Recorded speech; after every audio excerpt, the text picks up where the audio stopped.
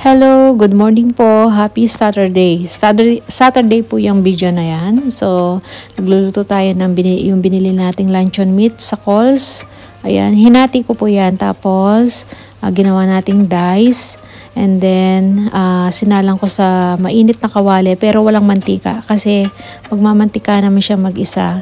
Tapos, nagdagdag lang ako ng mantika nung magigisa na tayo.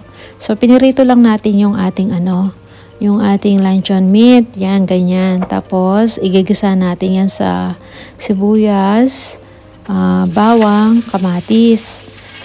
Bali, ang luto niyan, parang sarsyado. Yan, sarsyadong isda.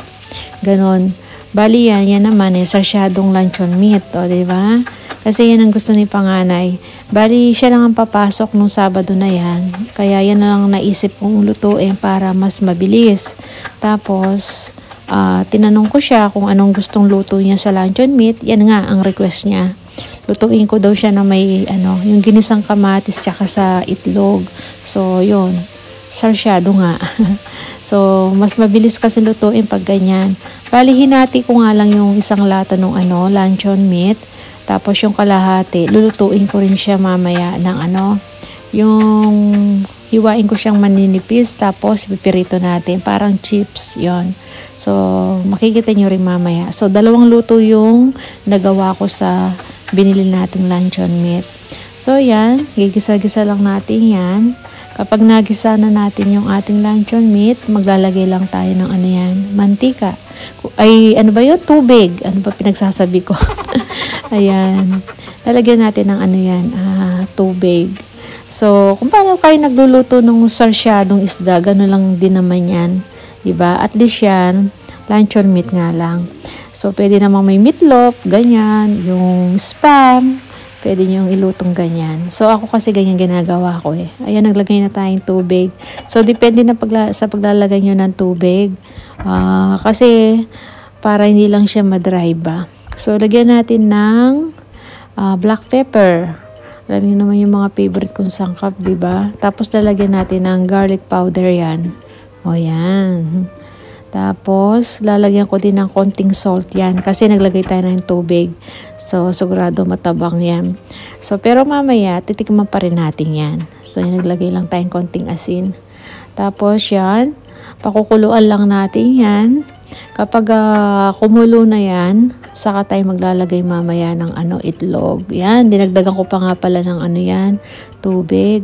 Kasi para hindi matuyuan ba. Kaya kayo na lang bahala kung gusto nyo maglagay pa ng maraming sabaw ng tubig.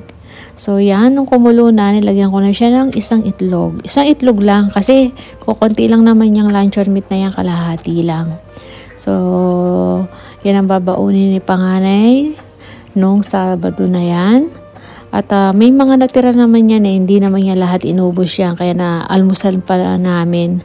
Tsaka dalawang luto naman ang gagawin natin. Yan, sarsyadong luncheon meat, tsaka yung ginawa kong chips na luncheon meat. So yan. And then, yan, gisa-gisa. At titikman pa natin yan kung okay na yung ating nilagay na mga sangkap.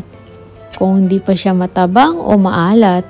So, para sa akin, nung tinikman ko, parang matabang siya. Kaya nagdagdag ako ng konting salt na lang. Ayan. Kaya tikman-tikman din nyo din yung mga niluluto nyo.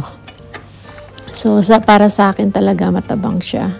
So, yan. Okay na yan. Luto na siya, oh. Ayan. Okay na. Diba? Bilis lang. Mabilis lang kasi lutuin naman eh.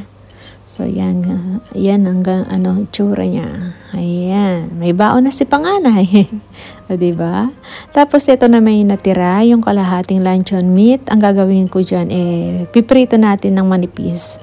So, naglagay ako ng konting mantika para pag niluto natin yung luncheon meat, crispy siya. So, yan. Kasi din naman yan. Magmamantika din naman, pero kulang lang. Kaya naglagay tayo ng konting mantika. So, ganyan yung paghiwa ko. Yung manipis na manipis lang talaga. Yan. Para kapag naluto natin yan, siya, yung crispy. Yung chips siya. Yan. Alam nyo, hindi nakakasawang kainin, sabi nga ni mister, kapag ganun kanipis yung niluluto ko. So, nagustuhan nila yung ganyan. Gagawin ko siyang chips. So, ayan na. Diba? Unang salang natin sa ating luncheon meat. So, palulutungin lang natin yan. Yan. Baliktad lang natin. O, diba? Ganyan siya. Yan. Kapag naluto na siya, ano na yun? Crispy na siya. Masarap siyang kainin. Tsaka mabilis kainin kasi nga, manipis lang. Yan. Diba? So, ganun lang. Hindi naman kailangan ng maraming mantika. At maluluto naman ng gusto yan. So, ganyan ang ginagawa ko sa kahit na kung meron kang meatloaf, spam, o kaya yun, tawag ko dyan, maling, di ba? Ayan, B2 ata yan, luncheon meat. So, yung binili lang natin sa Coles yan. So, yan, okay na sigurado yan. Di ba? Pakikrispihin lang natin para pag kinain natin, masarap siya. So, kumuha si panganay yan eh. Tapos yung isa, yun talaga yung baon niya, yung sarsyadong luncheon meat. No, yan tingnan nyo yung ganda ng pagkakaluto. Manipis lang talaga. Tapos, second batch na, yan na. Diba? At least nagkasya yung, isang latang luncheon meat. 2 luto pa siya. Diba? Yan lang. Kapag gusto nyo mabilisan luto, yung sarsyadong luncheon meat. Ayan kanipis. Ayan, crispy yan kapag kinain nyo. Chips siya. Ayan, luto na.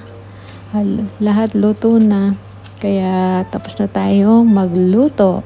After nga, alam ko magsasalang pa ako ng scramble egg ni panganay kasi nga nilalagay niya sa yun, tinapay. Yun ang inaalmusal niya. So, nagre-request yan. Scramble egg. Ayan. Diba? So, siya lang nilutuan ko ng scramble egg kasi nga, tulog pa yung 2. Pwede naman pagising nila, makakapagluto pa tayo ng egg. So, yan. Kay panganay lang yan. Scramble egg niya.